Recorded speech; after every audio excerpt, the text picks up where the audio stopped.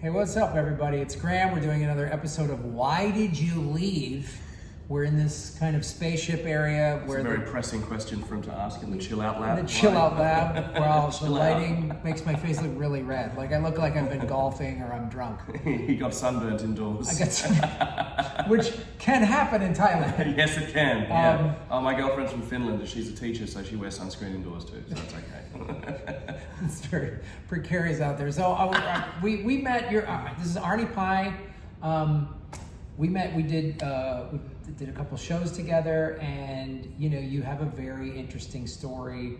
You're Australian, but you're Thai, and so I really I want to get. I'm a superhero fan, so I want to get everybody's origin story. Oh man, okay, nice. Because nobody moved to anywhere in Asia, I found.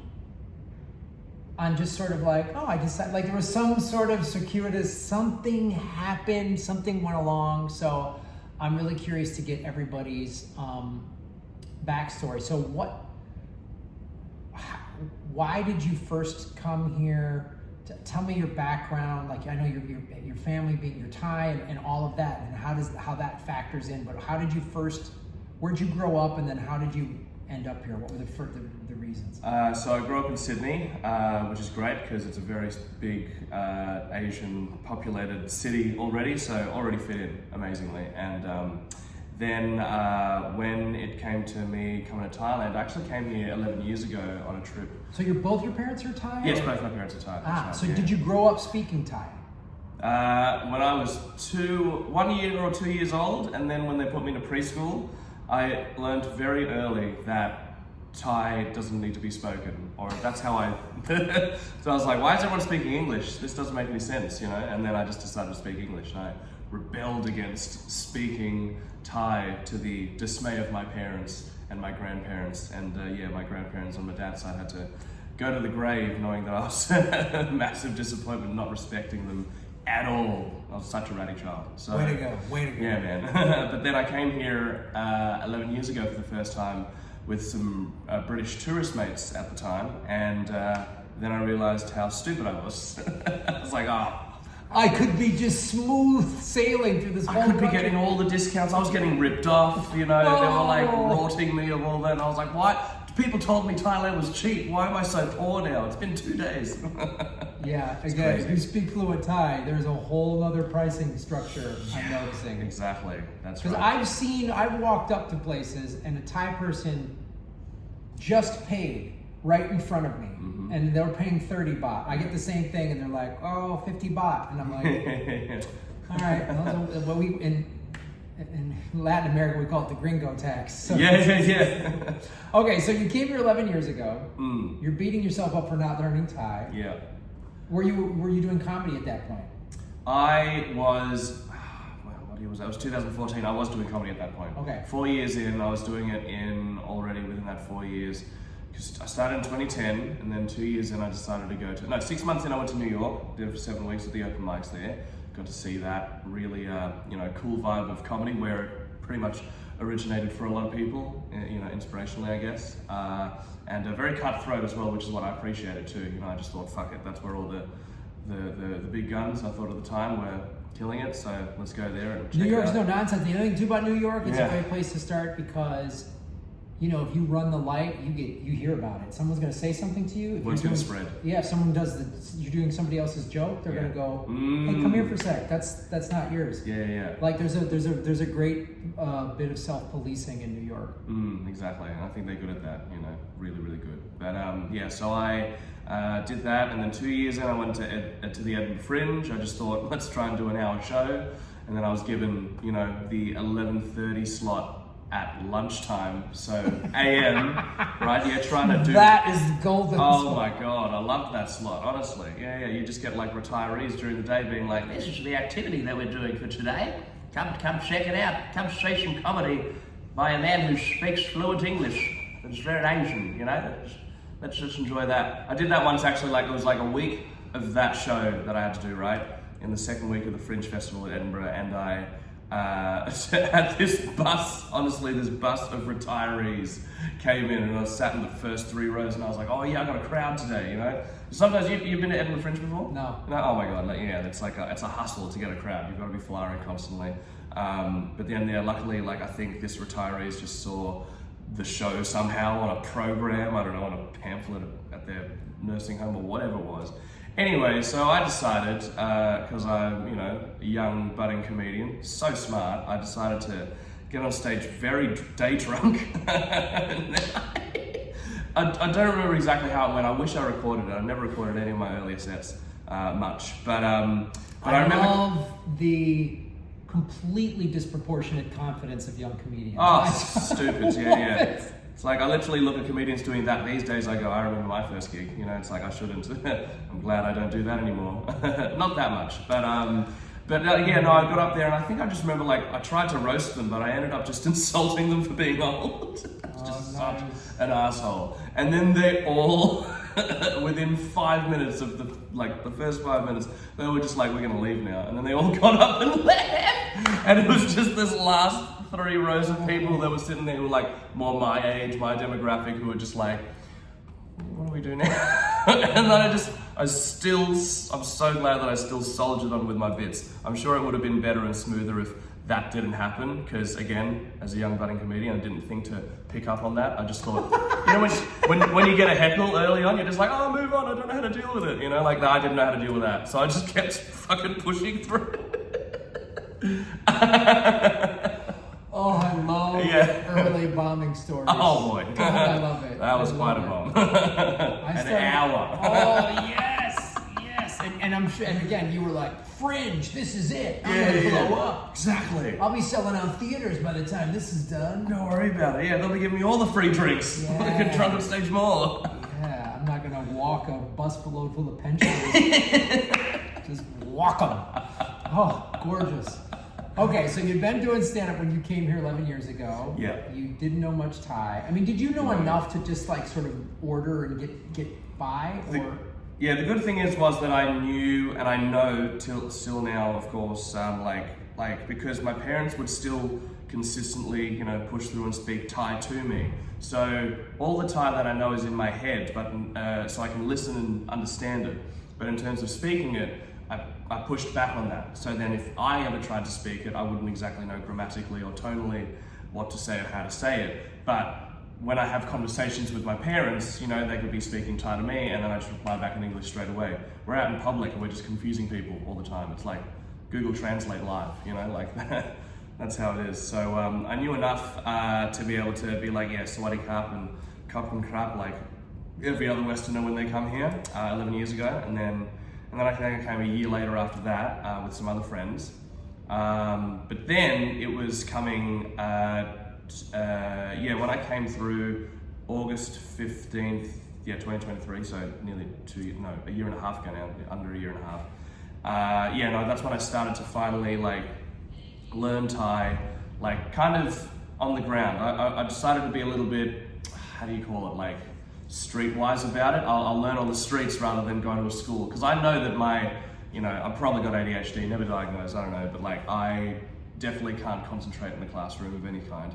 So I just thought, let's just remember what my parents have said, and then if I hear other people saying it, then I'll pick up on it and go, oh, that means that. I'll remember to say that next time in a certain other context, you know? That's probably a good point. I mean, like when you have enough of the information in your head, it's probably is better to just go out in the street and have to like, oh, I know every third or fourth word. That's right. I can kind of put together this sentence in this context and answer.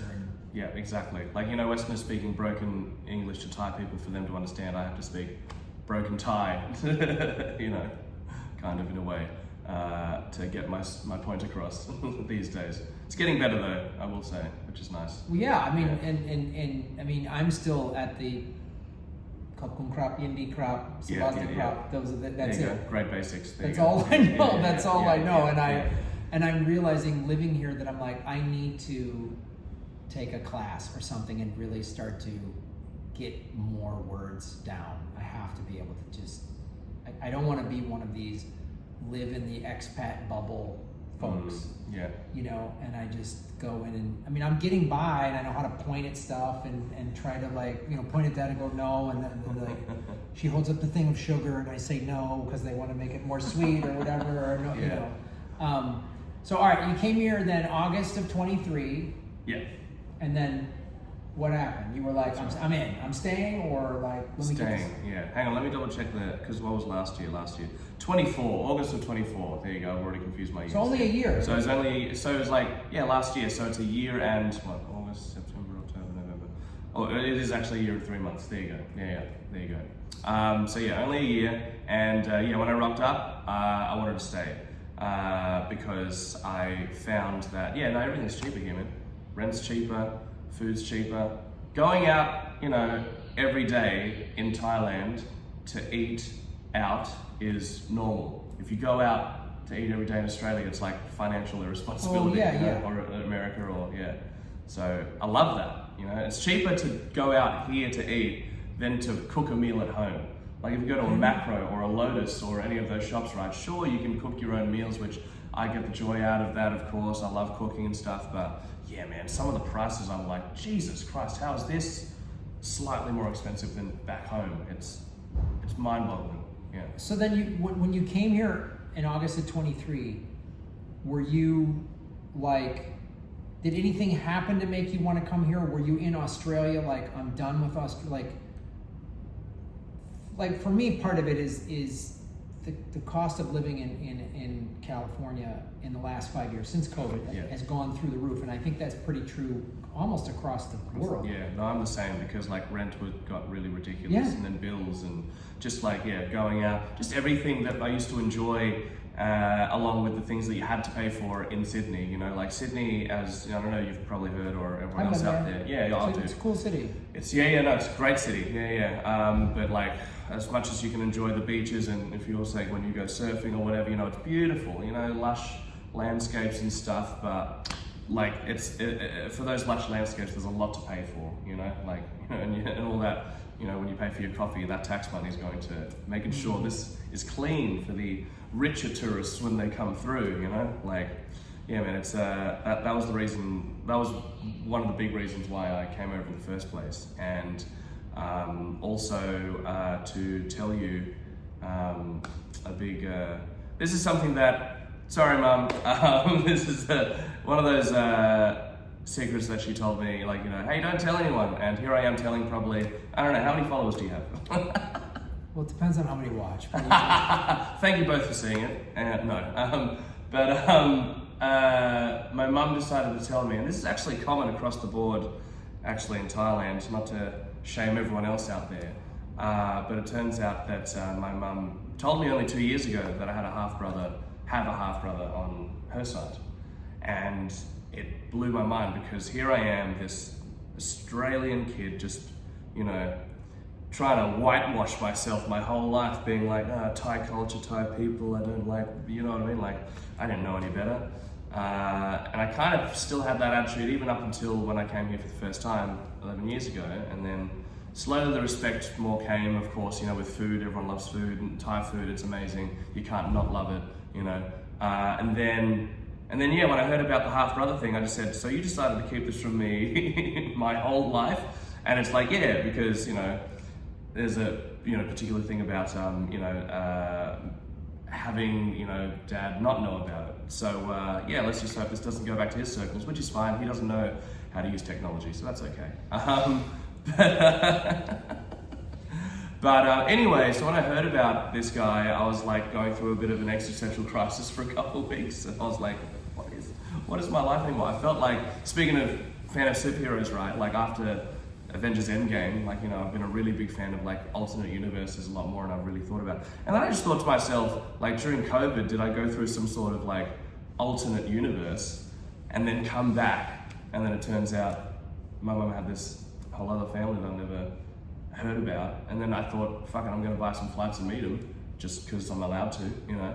And then I met them, and then because of hanging out with them, they're so Thai. They're like the most chill, you know, people in the world. Like if you've heard this phrase, you can take this with you if you haven't learned it. Yeah, it's called Sabai Sabai. You know, they're very Sabai Sabai Kreng Jai. You know, like that just basically means like, no matter what problem there is, just relax. We're in the chill out lab, you know, like just chill out. You know, Survive. just doesn't matter. Oh, that's why when traffic is a constant thing in Bangkok, and no one beeps a horn. No, you know? no one's pissed off in no. traffic. It's, I say this is the most chill big city I've ever been in. I mean, Yeah. I thought Tokyo was pretty kind of polite and nice for a big city. Shanghai, the Chinese, no. But Yeah, exactly. you know, like Vietnamese, yeah. Oh my the god. Vietnamese are pretty direct. They're polite and nice, but the Vietnamese are pretty direct. They are. And they're a little more polite than the Chinese, but they're very direct. You know, the Japanese are almost too polite. Like you never know if they're mad or not. But like the Thai, it is like when I first got here, I'm running around trying to catch trains. Oh, I'm running, and I've noticed I'm the only guy running up to. Everyone's like, Sabai, we'll catch the next one. Exactly, that's right. There's another train. Who gives a shit? Who cares? Yeah, Yeah, exactly. who cares? Oh, I'm late for work for an hour? That's fine. It's okay, man. yeah. It's all right. Exactly. It's Like all me right. coming late to this interview today, this is actually Thai time. This is on time, Thai time. Very tight. 45 minutes late? No, on time, no worry. Okay, No start. worry, I'm ready now. No worry, mister. I'm ready when you're ready. Later. So that's how that.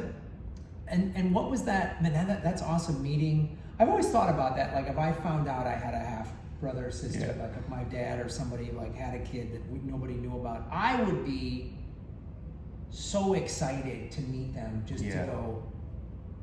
Who are like I remember I met a cousin on my dad's side of the family. He was younger than me. He's maybe 10, 15 years younger than me, maybe 10 years or so. And he at one of my shows in San Francisco, and afterwards this guy comes up and I go, God, he looks familiar. And he goes, hey Graham. I go, how do we know each other? He goes, I'm your cousin. And it was like, whoa, and we totally connected, and we've become really close since, and he's a musician, and we've talked about being on the road, and he's in San Francisco, I'm in LA, we're both surfers, we've gotten together and surfed before, like, it is a really cool thing. So what was that for you, coming here and seeing, like you say, they're so Thai, Yeah. and you've sort of like shunned your Thai-ness a little bit growing up in Australia. Yeah. What was that like? Like, as soon as I met him for the first time at the airport, he was nice enough to pick me up with him, his wife, and 2 kids, his 2 boys. And this thing just washed over me immediately, as if I think something changed in me there, where I immediately just went, never been so Thai in my life, where, because I would have thought I was going to introduce myself by saying, hi, I'm Arnie, but like in broken English. But immediately, as soon as I saw him and I was about to give him a big hug, I just went, hello P, which means like, you know, hi brother, you know, like big brother, you know, what do you call someone? And I just went, what the fuck did I just say? He's older than you? He's older, he's 41 now. Yeah, he's 41, I'm 36. She had him in 84, and then had me in 89 with my dad. Yeah, so yeah, as soon as I met them, they took me to this restaurant just around the corner from their place. Like, they live in Chonburi, so that's like an hour away from Bangkok, and south, like near Pattaya.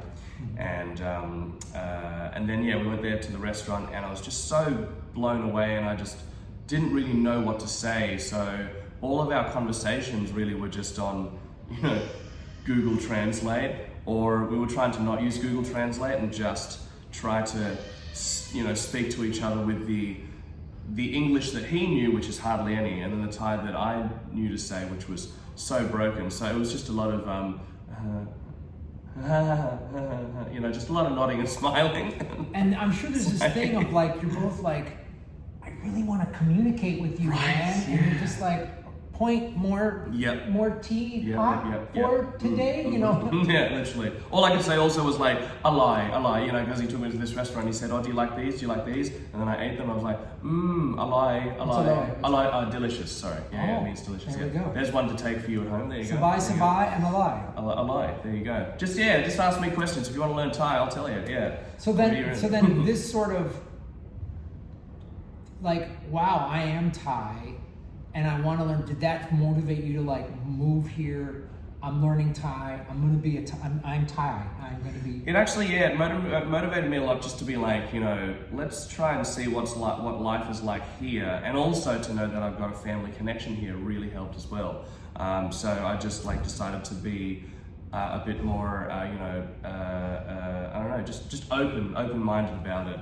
And it took me, yeah, so that was like August to, no, that was, when did I see him? Like February, March, April. I saw him in April 2023, and then it was August 2024 that I moved over here. So since I knew him and coming over here, I would like to say that I tried to, you know, learn Thai, but all I did was go to restaurants in Australia and try to speak Thai to the staff. And they would be so blown away, because all Thai people, by the way, think I look Japanese, which I don't blame them. So they're just like, what? Like in Thai, they'll say, oh, you're Thai. I'm like, yeah, I'm full Thai. Mum, Dad's Thai. They're like, no, you're not. Like, they're just like, you're Japanese. You look Japanese. You're like, sabai. They're like, arigato gozaimasu. Yeah, literally. Yeah. Konnichiwa. Oh, watashi. Insane. So I would like still try to convince them that I'm Thai, tell them I'm Thai, and they'll be like, okay, cool, I guess he's Thai then. And then I'm sure, like, you know, because Thai people are always nice to your face, right? But as soon as you walk away, they'll have something to talk about. Oh, that, like, you know, like, oh, that guy, he's really fat. Or you want to his face, you know, or he's really stupid, you know, like, so, but I don't know, I kind of like that kind of humbles me. So then I just kept going back to restaurants and trying to speak Thai and just get the basics down. And that's all I do when I'm here. So when I was going to restaurants or street vendors here, I'll just speak Thai, all the basic stuff, you know, or just try to make small talk, sweating cup, savadi mai, which is how are you, and then just try to ask for a meal, you know, like, oh, ning chan, pad kaprao, you know, yeah. If I said that wrong, I'm sorry, Thai people. But yeah, like, now, over the course of, a year and 3 months of having been here, my Thai's definitely gotten a lot more smoother, and I am able to have full conversations. And when I see my half-brother and his family as well, like, it's a lot more smoother too. Like, yeah, as you were saying before, it was such a challenge and a want and a need to communicate with him smoothly. Nowadays, I just seem like the typical story of an Asian immigrant being in Australia or America, for example, and their English is so broken, yet there's still a mutual understanding between the local Westerners. I'm that for here now, you know, which I quite like that. You know, I think people see me as Japanese, sure, but then some people can see through and go, oh, he's actually a Thai person. But then they'll probably think I'm a little bit, I don't know, retarded, I'm sorry. And say like, why is he speaking like, what's with your Thai? And then I'll be like, oh, born in Australia, originally Thai. They're like, oh, you know, the IC sound. Mm-hmm. So they'll realize, and then they'll be a bit more understanding and go, okay, cool, I can communicate with him, but just know that he's not able to communicate that much back yet. So again, I'm still learning, yeah.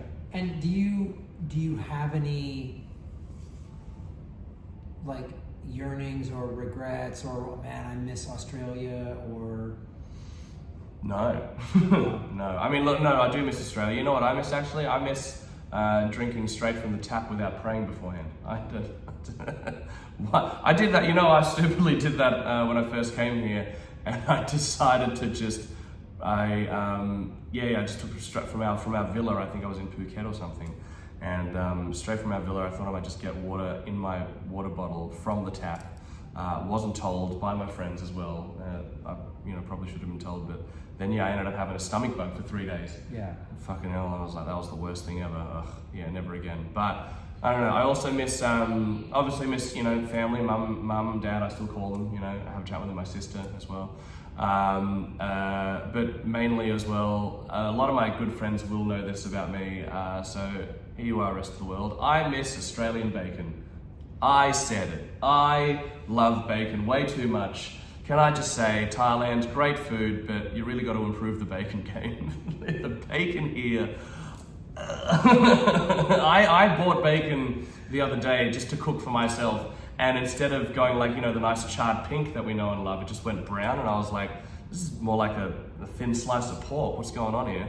And then I finally saw in Tops, in the shopping centre here, I finally saw a packet of Canadian bacon. So I bought that just yesterday. I put that in the pan and it finally went that nice pink charredness. But for me personally, I'm more of a guy that like has a lot of fats, you know? Like I'm trying to, I'm a skinny guy, but trust me, I'm gonna be a skinny guy with a big belly, you know? I'm nearly 40, I'm getting to that dad bod age. And I love fat on anything. Like if you see me with a steak and it has no fat, you best know that I'll be carrying to the manager about why there's no fat on my steak.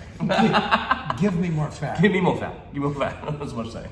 Yeah, so you missed the bacon. And then is there anything, do you feel like living here for the last year or so, like this is home? Do you feel like maybe I'll go back to Australia eventually, or do you feel like, nah man, this is it, I'm here? No, I'm here. I feel like I'm just going to go back to Australia to visit. And especially that really helped with the family here. Helping me get my citizenship sorted out. So now I've got dual because of that, thanks to me. My mum got a Thai passport out for me when I was born, or just after I was born, as well as a Thai birth certificate, you know, even though I was born in Australia.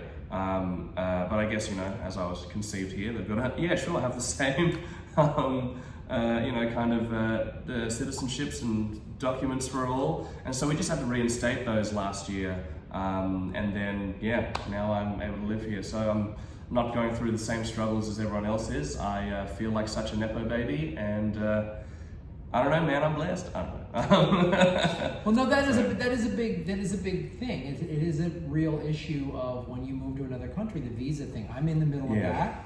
You know, I have a tourist visa. I got to go apply to get a 30-day extension and make it a 90-day, and then I have to apply for the digital nomad visa, and I have to go through this whole. It's a big process, and they just passed another law last week. They're really cracking down. Like I was in Vietnam doing a visa run. Well, seeing friends and their family, but also right as my visa was expiring, and I was gone like 5 days, and I thought that would be enough to not like trigger a, hey, you just did a visa run. And she asked me a couple of questions and like, where's your address? I said, oh, here it is. And then she hit a red button, and then a guy came out, brought me in the back office, and I was like, oh, dude. Oh my God. You know, and he was pretty like, why are you here? I go, oh, I'm here on holiday, you know, and I work remotely. And he was like, okay. And then he was like, 60 days. But he didn't flat out say it, but he was sort of like,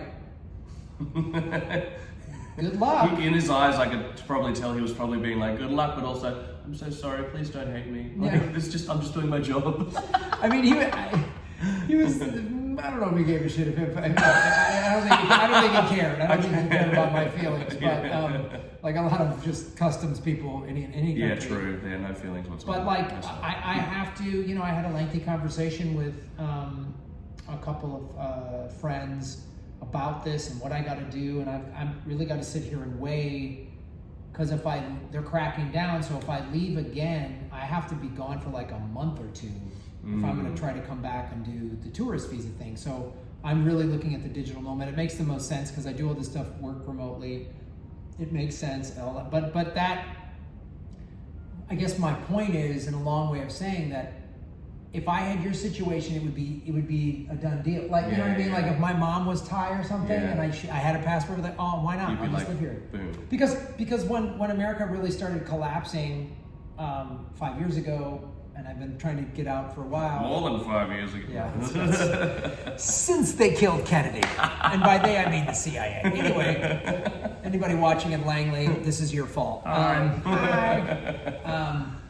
But no, so like I'm an American of Irish descent. My grandfather's 100% Irish, and Ireland has been doing this big push of, if you goes up to great grandparents were born in, they're Irish citizens, you can get a passport. And I was like researching this, and then I talked to one of my cousins, and it's like, we're great, so I don't qualify. Right. But that would have affected me. You know, I would have an Irish passport right now. Yeah, exactly. For sure. And would I be living in Ireland? I don't know. It's kind of cold. You can't surf there. I can't. Well, you can, but Oh, it's you like can? freezing. Oh, it's freezing. I've talked to some Irish surfers. Their summer suit is a 5.3 millimeter suit. Right. Okay, That's their summer suit. That's the summer. That's crazy. That is like that's a Northern California winter suit. Like that's their summer suit. I was surfing with an Irish surfer when I was living in El Salvador, and she was like there for a longboard competition. I go, what? And she was telling me, she goes, yeah, that's our summer suit. I was like, damn, y'all are bold. I feel like it looks like you're putting like loads of clothing on just to go surfing. I have a 4.3 in LA for the winters. Right. Mm-hmm. And it is like, it is brutal. It is brutal. Anyway, this is not a surfing podcast, but hey, welcome back to Radical Surface, man. Radicals. Yeah, we're taking back to the 70s. We're gonna be shocking down Hawaii, bro. Woo!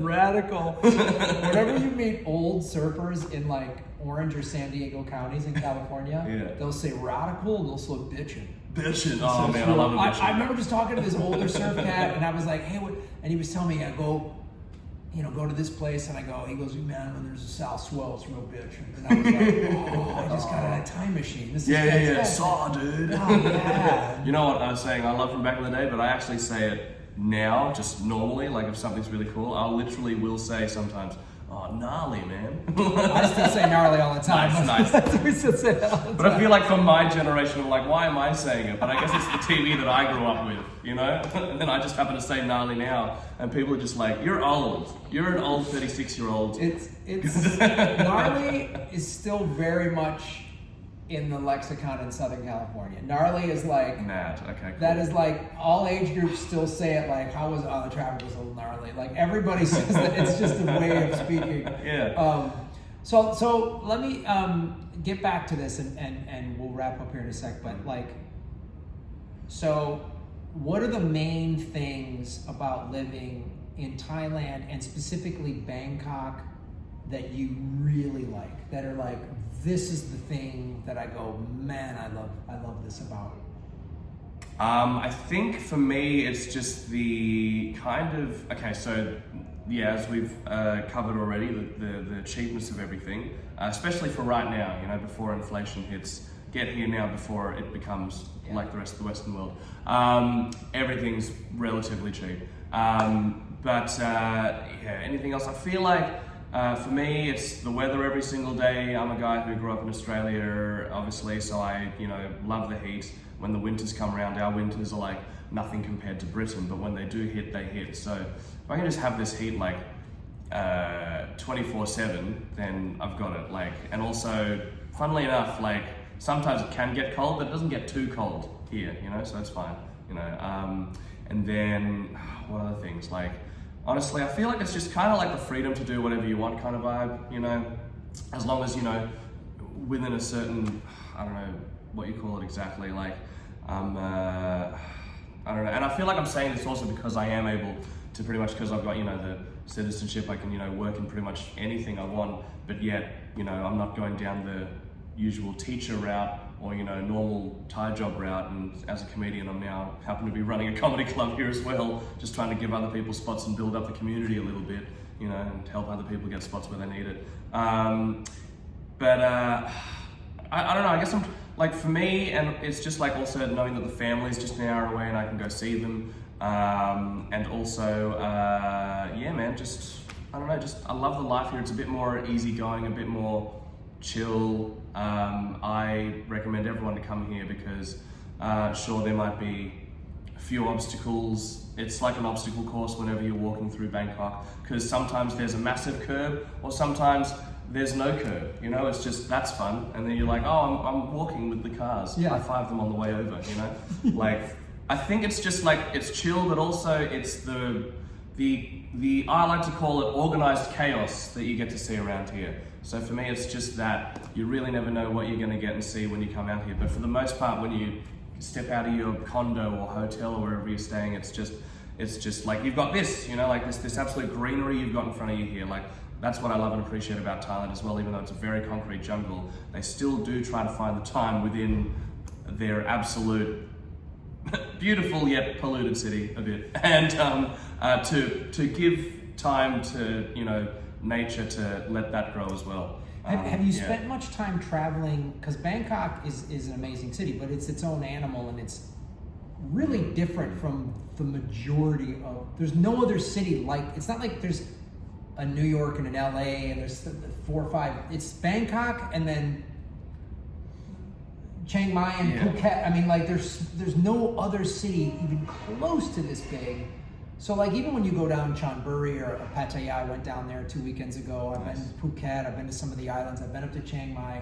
They're really cool, but it is small town living. I mean, in the provinces. Have you spent much time in the provinces? And if so, what was that like for you as a Thai Aussie or Well, yeah. When I first came here with those British mates 11 years ago, I actually went to Phuket for the first time. Never stepped foot in Bangkok. And then the year afterwards, I finally came to Bangkok. Like first time I was Phuket, and then I went to the islands. So I literally lived at like any other white British tourist would. Just like not going to the cities, being like that's just too busy. It just reminds me of home. Why would I go there? I'm gonna go to the island, have a sunbake, get a little suntan. But like have a mango margarita. Pina colada. Like had that the first time. And the second year I did. What did I do? No, I did Bangkok, and then I think I did Phuket again, along with going to the islands again for the full moon party. Like it's such a different life down there than it is here. I feel like also back then, I don't know, I'm kind of maybe going off from now maybe, like, because I went to Chiang Mai recently for a gig, and I'm gonna go again next week actually. But I realized, like, because I only went there for the first time last year, and then when I went there only 4 weeks ago, I was kind of like, there's so many white people in Chiang Mai. There's hardly, all the Thai people are just behind counters or driving the tuk-tuks. That is it. There is no one else that's Thai, unlike Bangkok where it's like all Thai, Chinese, and then you've got white and black and everyone is here. And that's what I love about it. This is where everyone kind of comes as like a sort of like, what do you call it? The utopia kind of vibe, And then you've got Phuket, which I haven't been there for a while. I'm actually going to go there again next month for a day for a gig. And I've heard there's a lot of Russians there, and a lot of Russians have been just like coming over and taking over the land to the point the locals aren't so happy, and they've got their own Russian businesses and stuff, which it's great. Keep it up. And but have the Russians been taking any other land anywhere else in the world? Yeah. I don't know. If they've got bombs, they'll tell you. We can cut that out. but yeah, there's nothing really like Bangkok. You're right. Like Phuket, I haven't been since then, and I didn't really notice because I was so oblivious as I was with my mates, just having a great old time in my own head, being all like yeah, I'm in the best place in the world. Oh my God, we're watching a Muay Thai fight with 8-year-olds kicking each other in the face. This is crazy. And then where else have I been? Yeah, Chiang Mai, Chonburi. Chonburi's way more chill. That's actually an up and coming scene for tourists apparently. It's going to be a hub soon. But when I go to Chonburi, I feel like that's at the moment still real Thailand. There's hardly any Westerners that go there. It's just street vendors for days. Temples are still nice looking. The schools are run down, but they operate 100%. Like it's all very, 8-year-olds kids riding motorcycles because awesome. It's like that's kind of the rural Thai that I live for. And whenever I go visit my family down there, I just go, like, I have a sense of like relief because it's so hustle and bustle here, of course, but as you start to feel like more Thai, are you feeling less Australian? A little bit. I feel like my Australian still stays, like, as you're hearing now, like it just comes out. And especially when I'm, I'll get on the piss like any other person, still like, that means drinking, guys.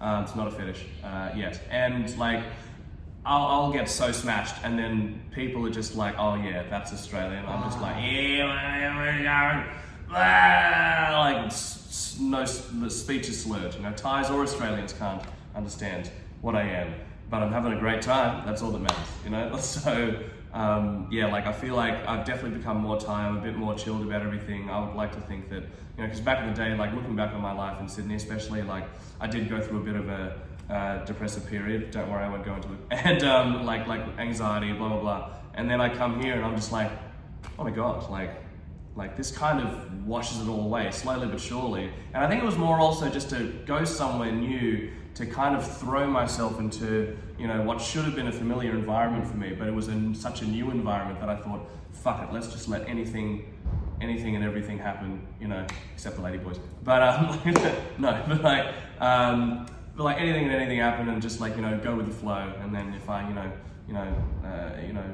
do it and have fun with it, that's all I try to keep in mind, you know, wherever I am. So yeah, I hope that answers your question. No, it's great, man. It's really like it's really cool to hear everybody's journey. I mean, Yeah. I love because I'm going through sort of my own coming here, and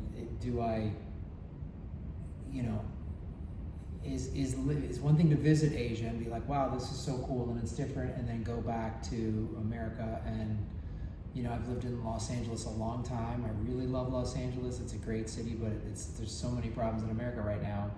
And I was like, I'm just gonna do this. I'm gonna just move and live. And you know, a friend goes, Graham, if you really don't like it, you can leave. You're not forced to do anything. You know, I'm not married. I don't have kids. It's not like I got kids in school here or whatever.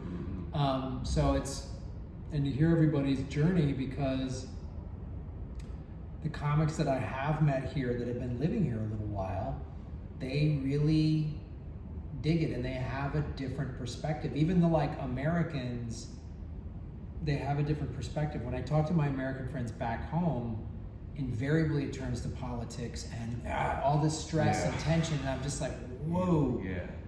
I've been in Asia 3 months now, and I'm just like, yeah, man. I left for a reason. Yeah, I left for a reason, and I'm leaving being a like political YouTuber. I'm leaving it because it's too stressful. I've been censored. I've lost money. I've lost friends. It's like, I don't. And who's ever met a stressful surfer? That doesn't make sense. Yeah, it doesn't make. I got Buddhist beads, bro. Yeah, I shouldn't be. It's just, as we would say, it's too gnarly. It's gnarly, bro. Way gnarly in the U.S. Dude. You don't need it. And yeah, the only dilemma I'm having, I love Bangkok, it's a really amazing city, is there's no surfing here and I need to be at the beach. That's the work here, the opportunities, I'm working on cool projects, I'm doing all these shows, I'm meeting guys like you, which is awesome. Like that show we did Friday was rad, it was really fucking sweet really going up fun, there. But man, I live in a nice building where you have a beautiful roof deck and there's trees and all this stuff, but I need the ocean, I need to be surfing. That is the one thing I have to figure out. All right. And that might be what would make me not stay. There you go. I would either go to Phuket or Da Nang or something like that. I was going to say that's where they all are, yeah. Yeah. You're like, luckily they're like, well, the flights or anything's cheap, like just get a flight or a bus down there, you know, it's only one trip away. Apparently, according to my girlfriend, we're going to go there actually at Christmas this year. There's an island that she has been to once or twice called Koh Lan, and it's an island where you can literally just like take a bus from Bangkok to there for like, apparently, I think it's like an hour or two or something like that. I think I could be wrong, it could be longer. But the point is that you don't have to like, you know, go through the hassle of like going through flights and whatever. Like literally it's just one bus ride over, and then you're in an island, and I think she said you're able to surf there as well. So if you want to check out Koh Lan, maybe that's just an island you can go to for a day trip from Bangkok, and then come back later at night and just say, oh, I achieved something today, you know?